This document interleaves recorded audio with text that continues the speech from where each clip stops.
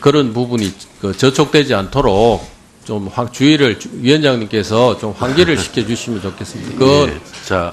그거는 아니요. 그러니까 거기서도 제가 지금 의사진행위원장님한테 지금 그러세요. 말씀 듣고 혹시 그런 부분에 대해서 사실관계가 이렇게 되고 사실관계를 자꾸 묻고 하는 거는 저희들이 좋은데 그거 더 나아가서 뭐를 인정해라, 뭐를 해라 이렇게 하는 거는 부적절하다는 그런 말씀입니다.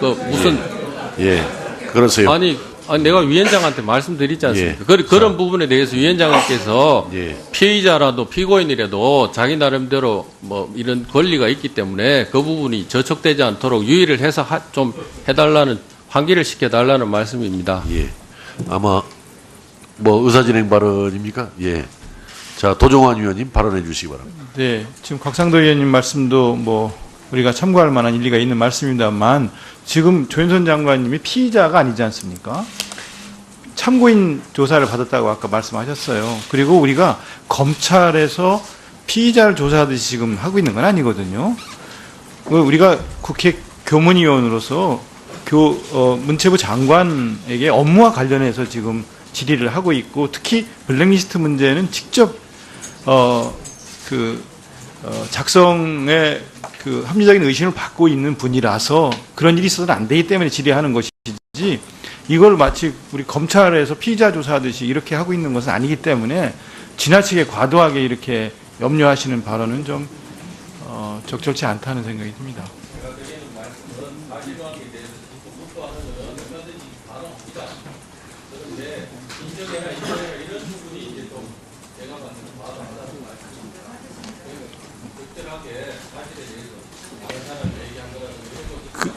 그거는 의원들 양식을 믿고 맡기시면 될 것 같습니다. 뭐 수사에서의 질의 답변과 오늘 이 상임위 회의장에서 질의 답변은 그 성격이라든지 내용이 뭐 다른 겁니다. 다르기 때문에 질의하시는 여러 위원님들 그 점 충분히 인식하시고 질의에 나서 주시기 바랍니다. 자, 다음은 김석기 위원님 질의해 주시기 바랍니다. 대한민국의 천년고도 경주시 출신 김석기 의원입니다. 교육부 장관님. 어제 교육부는 그토록 공을 들여서 만든 올바른 역사 교과서를 계획대로 시행을 못하고 2018학년도부터 검정 역사 교과서와 혼용하겠다고 그렇게 발표를 했습니다. 당초에 17년부터 국정 단일 교과서 적용을 당초의 방침을 포기를 했고 교과서 선택권을 일선 학교로 떠넘겼습니다. 참으로 안타까운 결정이라고 저는 생각을 합니다. 그간 일부 검정 역사 교과서의 왜곡된 역사 인식과 좌편향성 논란으로 학교 현장과 학생들이 많은 혼란을 겪어왔습니다. 그래서 객관적 사실에 입각하고 헌법적 가치에 따라 올바른 역사관 확립을 위한 역사교과서를 만들었고 그 현장 검토본이 지난 11월 28일 공개가 되었고 이에 따른 여러 가지 의견들을 수렴을 했습니다. 그 결과 이 올바른 역사교과서가 종전의 기존 검정 역사 교과서에 비해서 내용이 충실하고 또 균형 잡힌 교과서라는 의견이 63%로 나온 것으로 알고 있습니다. 이렇게 반대에 비해서 압도적인 찬성을 얻었습니다.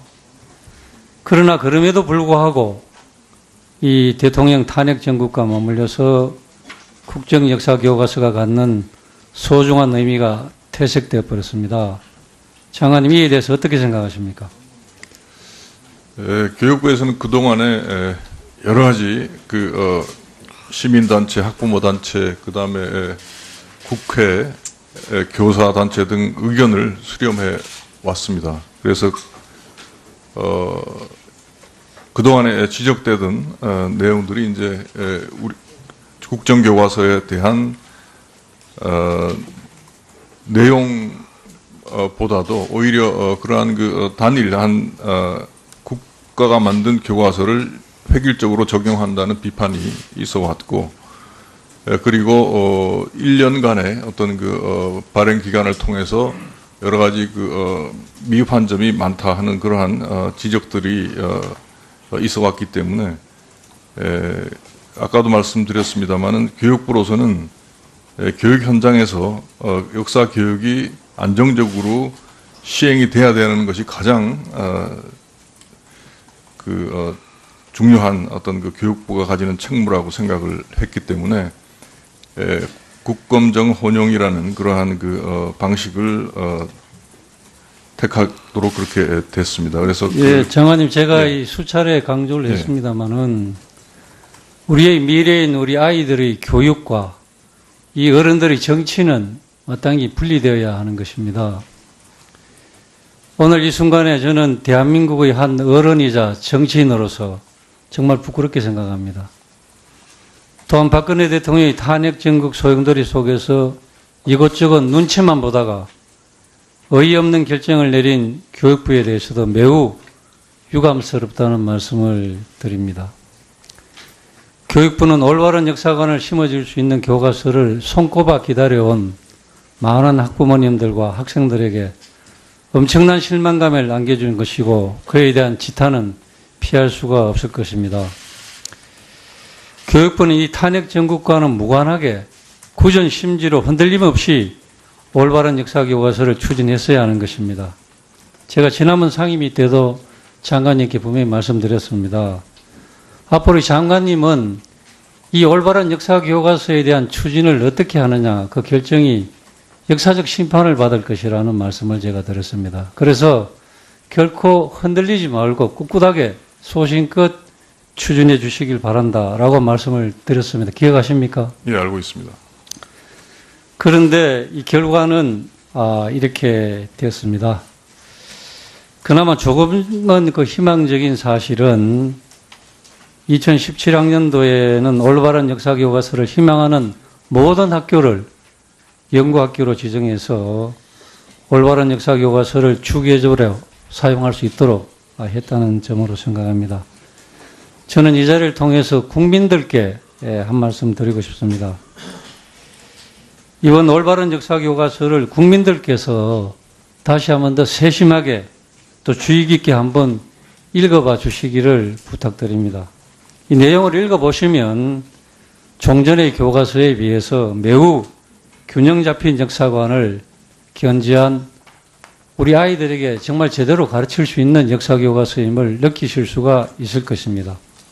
그래서 학부모님과 또 교장 선생님, 일선에 있는 우리 선생님들께서 이것을 잘 읽어보시고 선택을 해서 2017학년도에 최대한 많은 학교들이 이 올바른 역사교과서를 주기적으로 사용할 수 있도록 그렇게 해주시길 간곡히 부탁드립니다. 그래서 우리 자라나는 학생들이 우리의 대한민국을 자랑스럽게 우리의 정체성을 그렇게 생각할 수 있고 또 민족적 자긍심을 가질 수 있는 그리고 희망찬 미래를 준비할 수 있는 그런 교훈과 지혜를 심어줄 수 있는 그러한 교과서로 공부할 수 있길 바랍니다.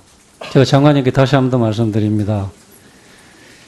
그 일부 여론의 교과서가 이 좌초되는 것은 앞으로 정부 정책에 대한 신뢰성에도 심각한 희약을 남기는 그랬던 선례가 될 것으로 저는 생각을 합니다.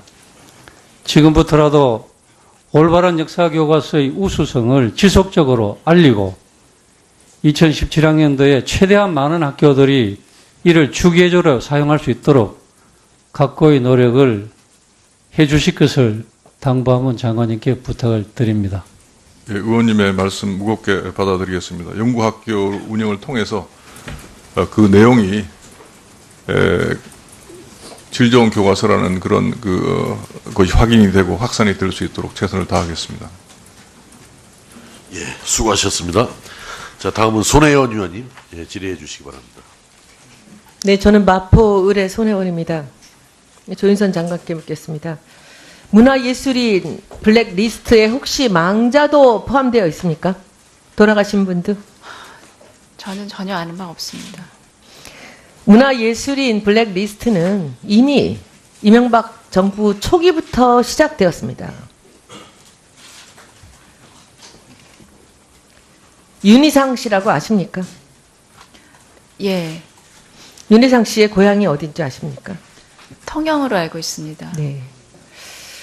통영에서는 2009년에, 그러니까 2006년에 윤희상 기념관을 준비를 했습니다. 그래서 이 121억의 국비, 도비 시비로 이 윤희상 기념공원, 기념관을 준비를 했습니다. 그런데 그 2006년에 시작했던 이 기념관이 2010년에 오픈을 하게 됩니다. 그런데 윤희상 기념공원 그리고 윤희상 기념관이 이명박 정부 시절 2010년에 개관을 하는데 밑도 끝도 없이 도천 테마공원이라는 이름으로 개관을 합니다. 윤희상 이름이 사라진 거죠.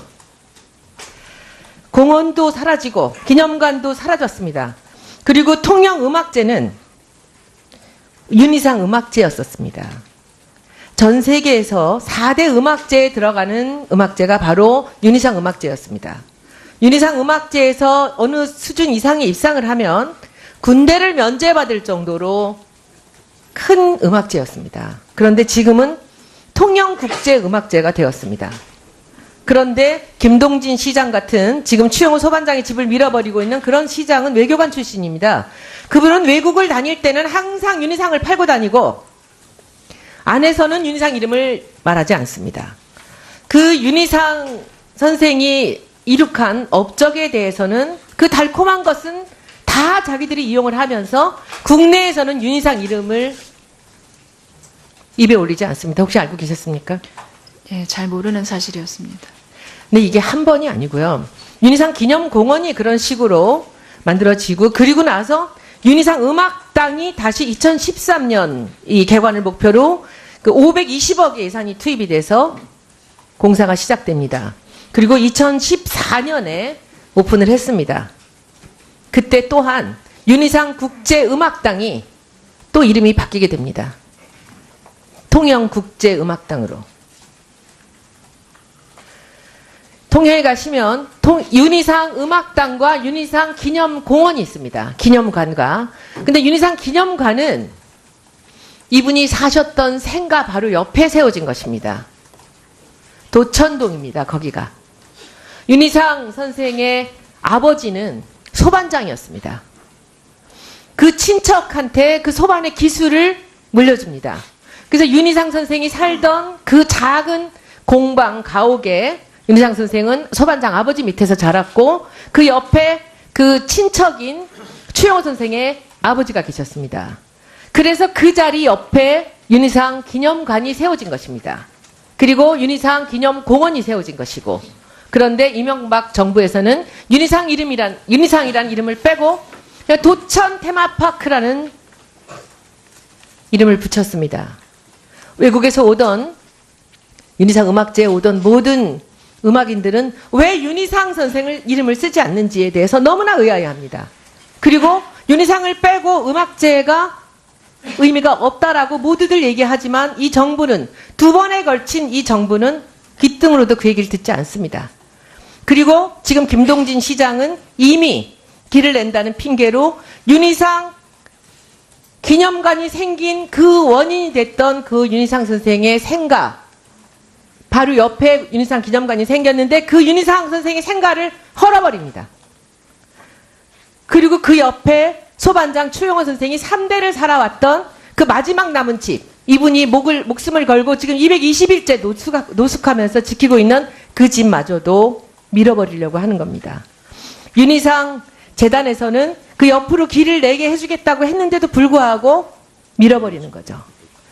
윤희상 선생은 20세기에 살아있는 단 4명의 음악인이고요. 그리고 20세기에 그 뉴욕에서 예술원에서 지정을 한 전 세계 베토벤, 모차르트를 포함해서 44분의 이 시대를 인류를 빛낸 음악인에 들어 있습니다.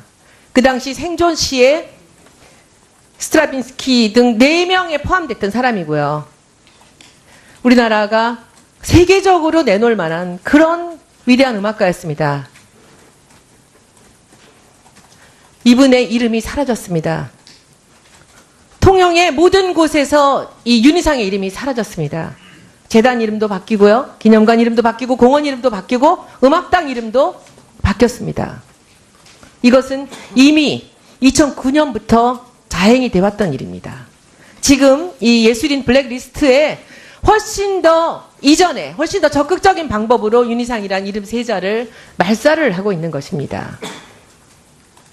나중에 이따가 시간이 끝나고 나서 한번 답을 해주시고요. 그리고 문화재 청장님, 나선화 청장님, 네. 지금 이 도천동에 있는 그 윤희상 선생의 아버님이 살았던 윤희상 선생 생가가 무너진 그 옆집에 있는 마지막으로 지금 김동진 시장이 밀어버리려고 하는 추영호 소반장의 공방 가옥은 어떻게 되었습니까? 예, 말씀드리겠습니다. 네. 지금 저희가 법적인 기반을 마련하기 위해서 법을 제안을 해서 국가가 지금 통영시 소유입니다. 그 소반의 그 공방이요. 그래서 지자체에서 신청을 해줘야 되는데 안 하고 있어서 저희가 이제 국가 소유이기 때문에 국가가 할 수 있도록 직권으로 할 수 있도록 법을 지금 이미 올렸습니다. 제안을 했습니다. 좀 그래서 서둘러 그에 따라 주시고요. 예, 하겠다 하니까 이제 통영시장님께서 연락이 와서 빨리 이거 지금 청장님이 법은 법대로 꼭 하지만 챙겨주시고요. 빨리 신청해달라 해서 꼭 신청 부탁합니다. 제가 검토 5번째 중이십니다. 말씀을 드리는 걸로 기억을 예. 하고 있습니다. 꼭 해주시고 네. 그리고 지금 이 추운 날씨에 길에서 이분이 계속 노숙을 하고 계십니다. 이거 네. 꼭 챙겨주시고 그리고 이윤희상 선생에 대해서 조윤선 장관께서 답변 자, 수고.